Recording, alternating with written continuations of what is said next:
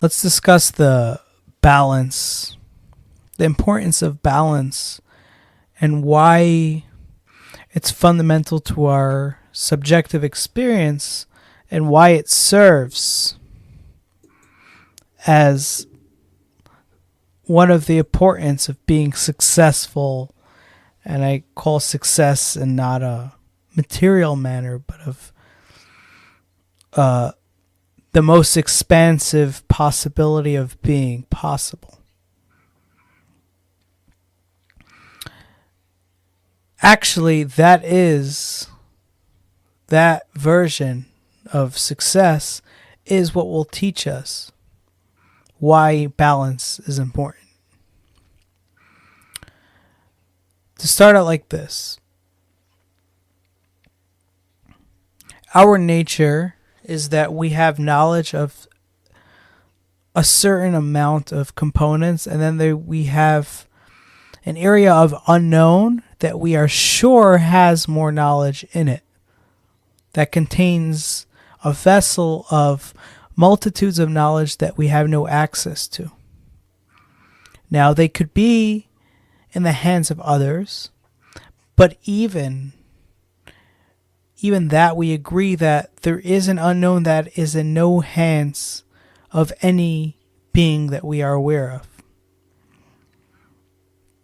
So we are constantly dealing with the fact that as we walk in a conscious state of mind, we know but we don't know. So that we should always be distributing certain energies to the known aspects of our being and then more energy to the unknown aspects. Now, we clearly know how to give energy to serve energy towards the known aspects by just attending and being a part of that, because it's clear, it's apparent. A cup is a cup, a table is a table. It's known to us. But how do we give energy to what is unknown? Might we say that giving energy to what we don't know is a fruitless endeavor? But I will argue that the only way to expand what we know is to give energy to what we don't know. But since we don't know it, how do we give energy to that which we don't know? Well, that's a good question. So first, we must get rid of what we know, because it might become an obstacle to the unknown. For example, I know this cup is a cup, but I'm going to give energy to the fact that this cup is not a cup, to serve the unknown possibility of creating an arena where unknown could sprout, could flourish. Unknown can never flourish where it's already known.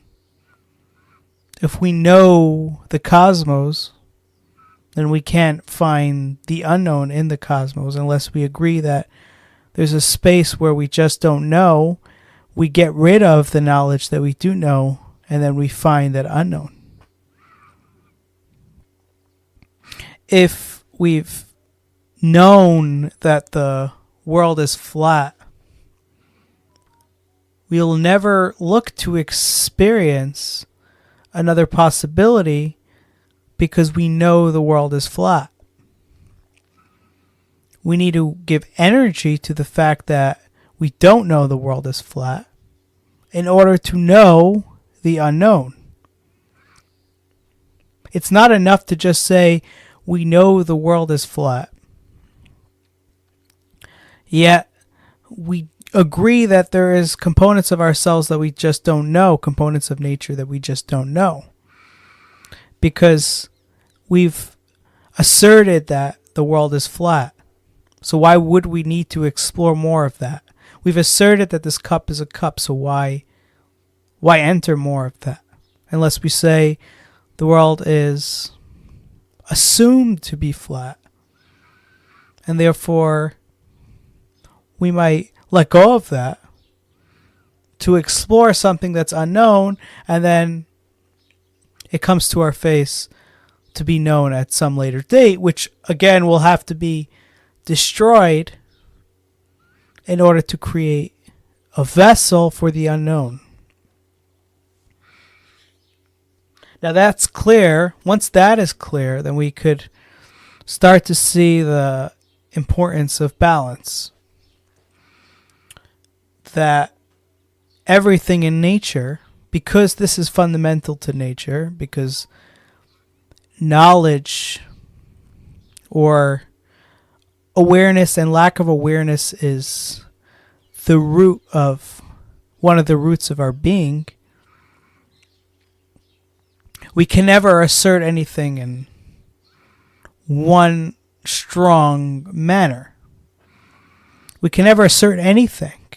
Not because we can't physically, we could, but because then we are destroying the possibility of allowing the unknown to take fruit. And it's just quite not being honest.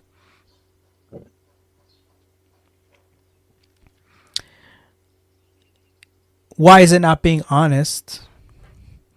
Because we discussed that the unknown is there. It exists, yet it's not being recognized as an existence. So to allow the unknown to exist, we must balance what we know to exist so that there is a space where the infinite could be approached and delegated and appreciated.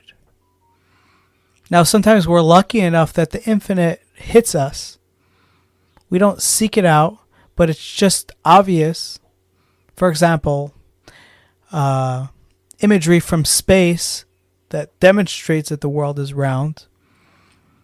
We don't have to seek out the unknown in order to allow that information to settle in our minds, because it's just there.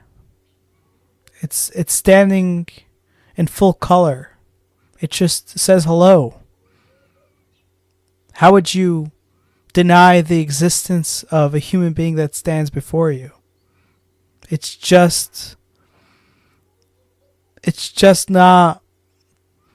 not true to the subjective experience to say otherwise.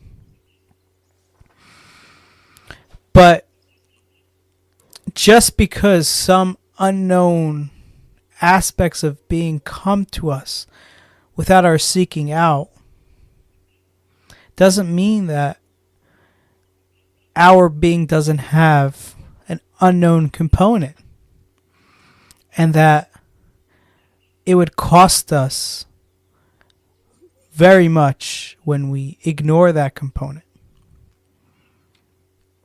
And why is that so? Well, if I keep asserting that this cup is a cup, clear knowledge, then this cup remains a cup, and my perspective on the cup remains my perspective on the cup. I've objectified my experience. The car is a car. The house is a house. The birds are chirping, just as they are. There is, because the knowledge is being asserted and assumed,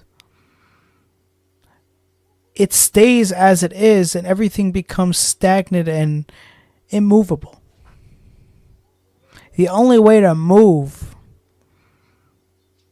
in knowledge is to assume lack of.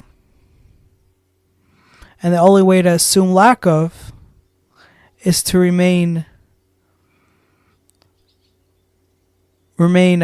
balanced in approach to anything.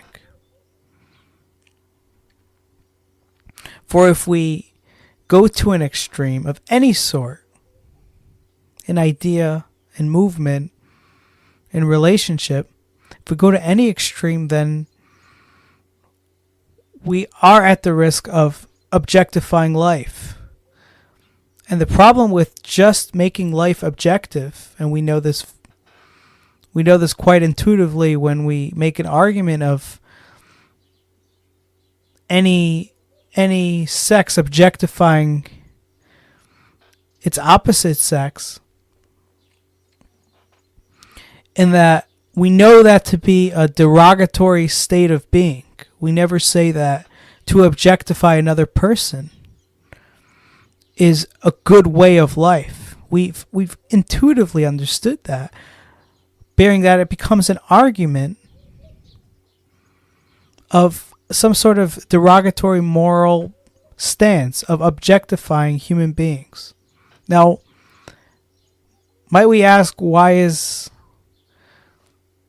the objectification of human beings such a terrible thing? Don't we want to objectify people? Don't we want to put them in a box to understand and to isolate and recognize in their objective form? Why is that? Don't we study? Don't we do scientific study in that way, where we want to objectify things to get its true nature? So what's so terrible about objectifying a human being? Because intuitively we understand that the objectification of a human being demotes their subjective experience to the finite, lacking that mysterious infinity that's possible.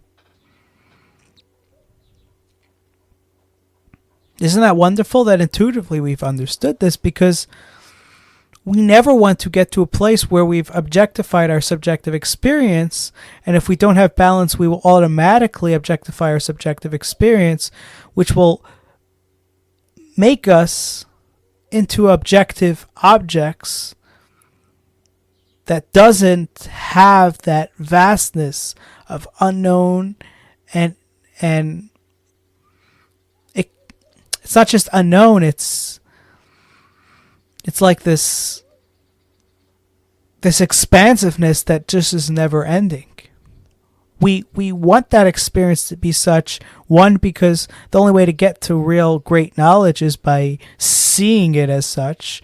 Two, that we want to experience ourselves in a manner where everything is so big and amazing there's an awe in our own experience, where we're moving and we're seeing the grandeur in it.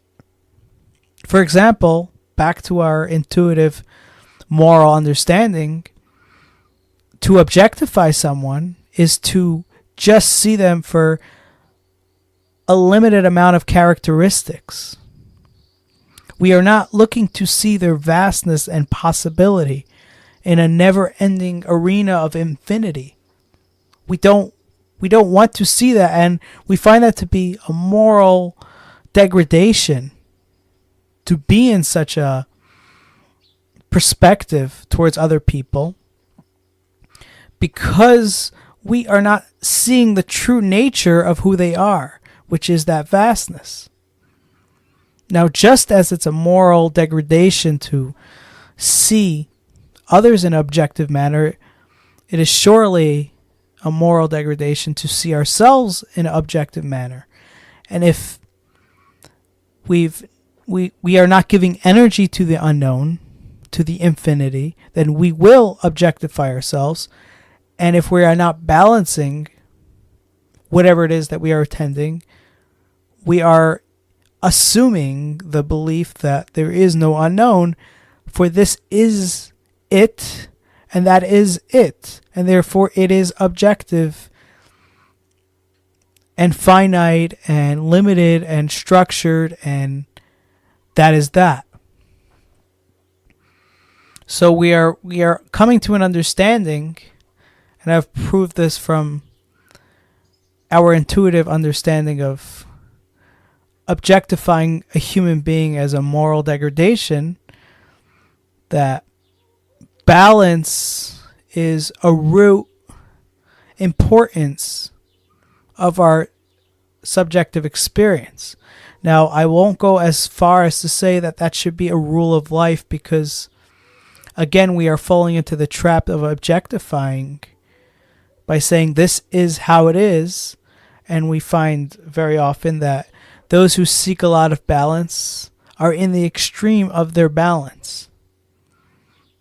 They've come to understand that balance is important, and at some point they've made it more important than anything else. And in that, they are never willing to explore intimate nature of things, because they're so obsessed with the balance of it all. For they don't really intuitively understand balance, or they had understood such, but now they somehow are not understanding it.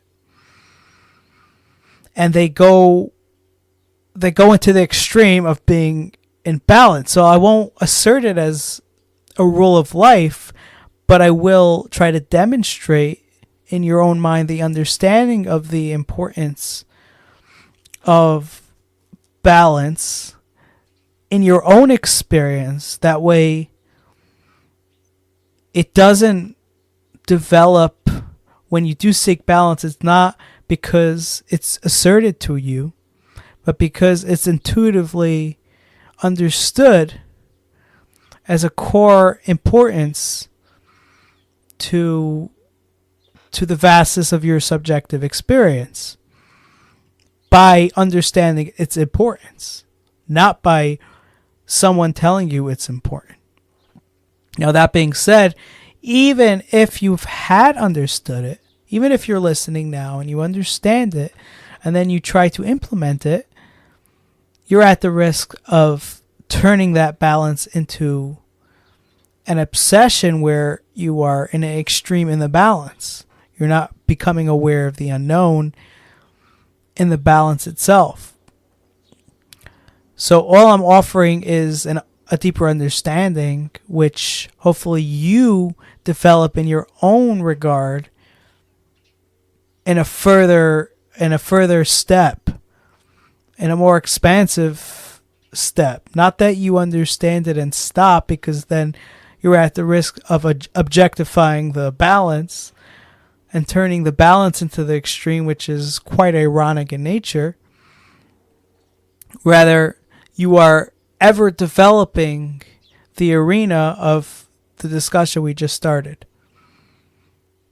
to a point where it's intuitive and we don't need to continue discussing it. It's quite a moral degradation if we need to discuss it. There's a hope that we don't need to be in this position of discussing it, because first of all, we recognize the importance of it being intuitively understood. And secondly, just by me discussing it is creating the risk of becoming a principle rather than an intuitive, subjective understanding, deeply personal to each person. So, with that warning in mind, I suggest an exploration of this discussion in a personal manner.